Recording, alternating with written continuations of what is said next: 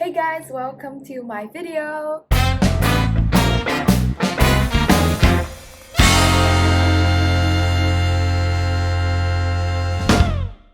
I'm Samantha from Hong Kong, currently a Year 2 student at University of Exeter studying psychology. I studied high school in Hong Kong, so I had to move to the UK to study university. Of course, moving means packing, like a lot of packing. Today, I'll be telling you guys about my experience of packing for the UK and tips of what to bring and what not to bring. First, let me tell you about my experience. Okay, let's rewind back to summer 2019. I haven't visited Exeter before. I had no idea how it's like. My perceptions of places outside of London were farmland, sheep, cows, and birds. Basically countryside. Undoubtedly, I thought I had to bring everything to the UK because they have nothing, right? As a result, I brought 7 suitcases. Yes, 7 suitcases. Here's the proof if you don't believe it. I probably broke the record of most suitcases brought to the UK for studying. Thankfully, I went with my parents when I went there for the first time at the start of term. We rented a car almost as big as a minivan to bring my suitcases from Heathrow to Exeter. Please note, this is not the right example you should be looking at. I'm telling you how wrong I was. Here's a glimpse of how my room was like when I was unpacking. Absolute mess. And you might wonder why I had so much to bring. Well, just look at how many tissue packs I brought. Use this as an example of how crazy I was. Funny story, I was stopped at the security check at the airport because I had too many tissue packs in one luggage. It probably looked too suspicious under the scan. Well, tissue packs in the UK is actually useful because they don't have them in small packs like Hong Kong does. But you won't need to bring that many. A pack or 2 is probably enough. Anyways, you get the idea. Don't do what I did. So what should you do? I went on my Instagram story to ask my friends what they would suggest you to bring. So here's the list combined of things that I would suggest you to bring, as well as suggestions from other UK students. First up, knives. This is quite important because apparently you're not allowed to buy knives in the UK if you're under 18. Yes, I understand the danger, but I need to cope.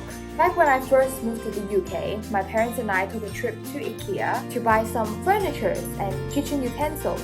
When they were checking out, the cashier asked them who the knife is for. Naturally, my parents told her that it's for their daughter who is going to live alone in the UK, and they didn't let them buy it. Not sure if it's the guideline of IKEA or the law that forbids it, because I was already 18 back then. Because of it, we had to drive up to another supermarket to buy the knife set, this time making sure I wasn't nearby when they were checking out. In the end, I did get a knife set at the other supermarket, but the quality wasn't that good. So I brought my own knife to the UK during Christmas when I came back to Hong Kong for holidays. That's just my personal preference, but then the tip here would be get an adult to buy the knife for you and hide when they're buying it. Bringing some basic cooking tools might be useful.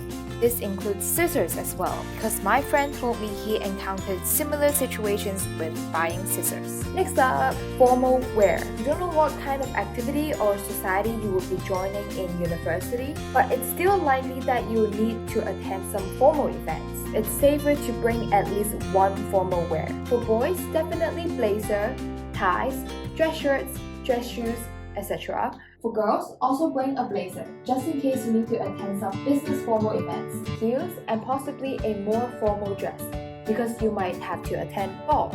From my experience, I did bring a dress, but then I realized a lot of girls were wearing ball gowns to the Christmas ball. So then I called up my mom, see if she could help me ship my ball gown to the UK from Hong Kong. Turns out it cost around 1,000 Hong Kong dollars. In the end, I just wore the dress that I brought, which worked fine. The lesson here would be bring a formal wear so you wouldn't have to waste money on shipping it. Number 3.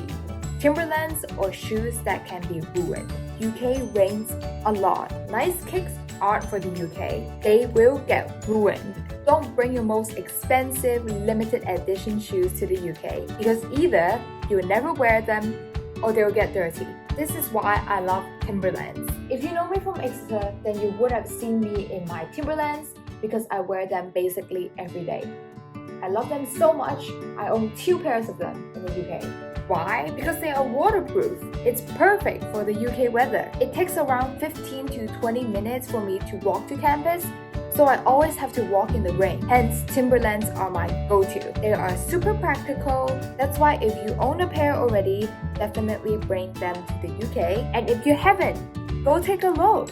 They have many colors as well. My favorite one is the classic yellow one. It literally matches anything. If you don't like Timbers, that's fine as well. Just bring shoes that you don't mind being ruined, because they will. Number 4, rice cooker. Pasta is probably the first thing you'll cook in the UK, but you can't possibly be eating pasta every day and not get bored of it. Therefore, a rice cooker is so important. The university induction talk might tell you not to bring a rice cooker because that's what they told me last year, but I brought one for myself anyway and I use it all the time.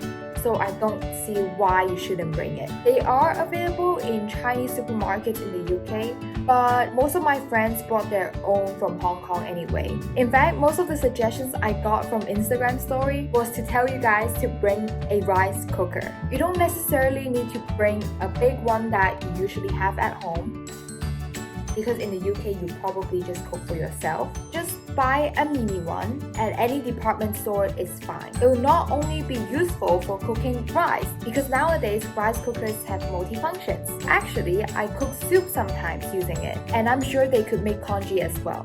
Since talking about soup, this brings me to my number 5, soup bags. They are basically a bag of ingredients that you need in a Chinese soup, and you just need to rinse them for a bit, put it in your rice cooker with water, and boil it for about an hour or 2, and you'll get a nice bowl of Chinese soup. Soups are relatively easy to make, and the ingredients are easy to buy in the supermarket. But these soup bags are the lazy alternative where you don't even need to go to the supermarket to buy the ingredients. My mom bought them from Elite Bookstore. Here's their website. Go check them out. They have many choices. Number 6. Electric blanket. One of my lifesaver. The heater at my student accommodation was absolute rubbish, so I had to buy a new heater in my room, which I wouldn't suggest. Because first, it's really big and heavy, so it's hard to store, and it might not be useful for your next accommodation that you'll be staying at in future years if their heater works fine. An alternative would be to bring an electric mat or blanket to keep you warm at night. It's easy to store, it's comfy, and it's gonna be useful in any accommodations that you'll be staying at. Buying it from any department store should be fine. But do note the size, because student accommodations usually have single beds only, so don't buy one that's too big. Here are the honorable mentions of things to bring. Windbreaker, because it's rainy in the UK and it could get quite windy during winter. Doorstop. If you live in a flat, you have flatmates, so doorstop is for you to show that you're free and open to talk to. And it's just easier for you to walk in and out of the room, especially when you need to make a trip down to the laundry room with a basket full of clothes. Medicine, like Panadols and painkillers. The UK doesn't have a lot of choices, and for me personally, I think it's safer to eat medicine that are from Hong Kong. Hair catcher. Because the sewage system might not be the best in student accommodations, so it will get clogged very easily. A hair catcher will prevent hair clogs and easier for you to clean every day after you shower. Skincare. And if you particularly like Korean and Japanese brands like Innisfree, Tony Moly, or Muji, then you should bring some to the UK. Facial masks would be useful as well, because your skin could get very dry in the cold weather. Sanitary pads. If you have a brand that you particularly prefer in Hong Kong, then you should bring some. Don't bring too many because it takes up a lot of space in your luggage. Scientific calculator. I'm not sure if you could get scientific calculator in bookstores in the UK. You might need to order online. So if you already have one in Hong Kong and your course requires it, bring one just in case. Okay, so let's move on to things that you should not bring. Number 1. Blankets, pillows, and bed sheets. One reason why I had so many suitcases was because I brought all the things that I just mentioned, which takes up a lot of space. You could easily get them from IKEA or any department store in the UK. Number 2.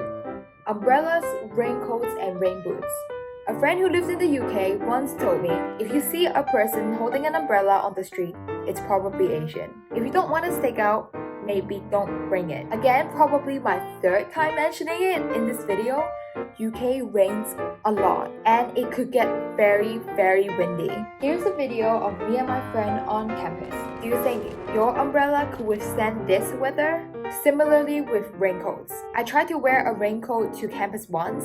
Yeah, it didn't work very well because again, the wind and the rain were too strong. My pants were all wet anyway. For rain boots, personally, I'm not a fan of them because I think they're super uncomfortable to walk in. If you're like me, who would need to walk to campus every day, rain boots are simply too hard to walk in. And you stand out because no one wears them in the UK. It's more practical to bring a waterproof windbreaker.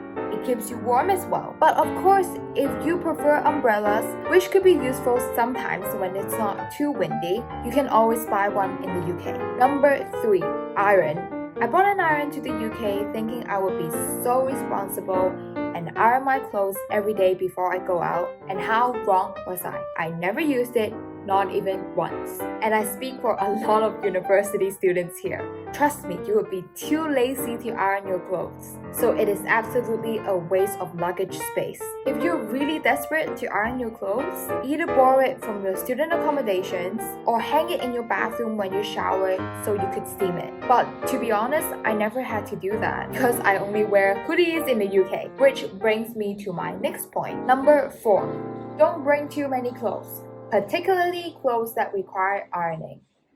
90% of my UK wardrobe is hoodies because you don't have to iron them and they're easy to handle. Don't bring anything that requires dry clean or dry wash because you would need to go to the laundry shop and pay extra. And in general, just don't bring too many clothes because you will go shopping with your friends, so better leave some space for that. Number 5, kettle. I brought a kettle to the UK and I don't know why I did that. You could get kettles everywhere in the UK and for a very cheap price. My friend got it for £6 and it works perfectly fine. To be honest, you don't necessarily need one as well because usually they are provided by student accommodations in the shared kitchen. But it's usually second-handed, it's rusty, and everyone uses it. So if you don't want that, you could buy one in the UK and put it in your own room. Number 6. Cleaning products. I know the pandemic worries a lot of people, and I have to admit, there was a shortage of cleaning products in the UK before when the pandemic first started. But I have many friends that are staying in the UK now and they are fine, meaning the cleaning products / tissue hoarding has stopped and sanitary products are available in the UK. So don't worry too much, you can buy them when you're in the UK. Here are some other honorable mentions of things you shouldn't bring. Shampoo or body gel. First, they're very heavy and they take up a lot of luggage space. You could get them in the UK easily, and they have many choices. Ovens. Yeah, I don't know why people brought that. I know someone who brought a small oven to put in their room, but honestly, you really don't need to do that. There are ovens in your shared kitchen, and cooking is actually the best time for you to social with your flatmates. So don't try to hide yourself in your room. Utensils like forks, spoons, and chopsticks. Again, very accessible in the UK. Lastly, too many masks. This is an interesting one because a friend who is in the UK right now told me that he brought way too many surgical masks and he still have boxes left. Bring enough. Don't bring way too many, which might take up your luggage space as well. And here's a list of some department stores / supermarkets in the UK where you could get household items. You should check if your city has any of them and search how to get there from your accommodation. Thanks for watching this video. I hope these tips are useful. See you and bye-bye.